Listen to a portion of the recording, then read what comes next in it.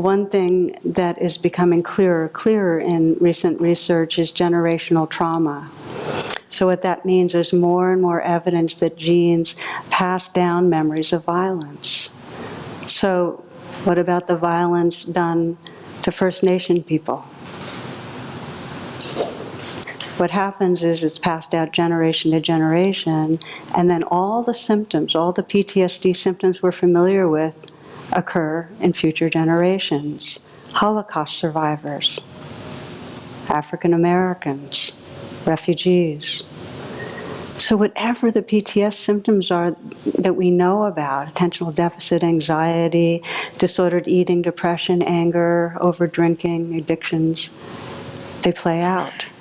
And then the people of this generation feel like, I'm bad, I'm weak-willed, something's wrong with me. You see what I'm saying, though? It's genetically passed down. Then there's the causes and conditions that happen right this lifetime, both because of the culture's influence and also in our families, that we can't do anything about, that then installed in us the programming to behave in the very ways that we think are bad. And I'm thinking right now of a friend of mine who has an eating disorder that's gone through decades of overeating. It used to be binging, really bad binging, and now it's just regular overeating. And the degree of shame she has lived with and for that eating behavior, well, the situation was her mother was drinking when she was pregnant. So was fetal alcohol syndrome. She got addicted to sugar in the womb. And her mother neglected her in her early years. That's a setup for binge eating and overeating.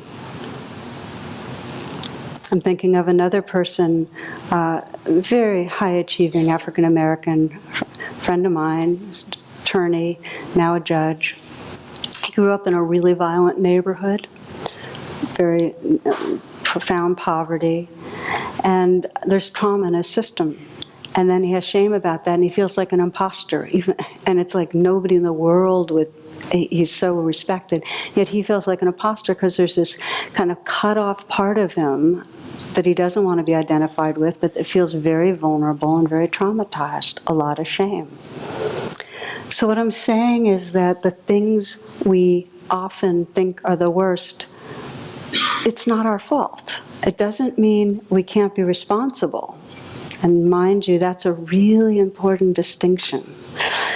And I'm saying that because I've run into it so much that there's a fear that, well, if I don't blame myself, I won't be responsible.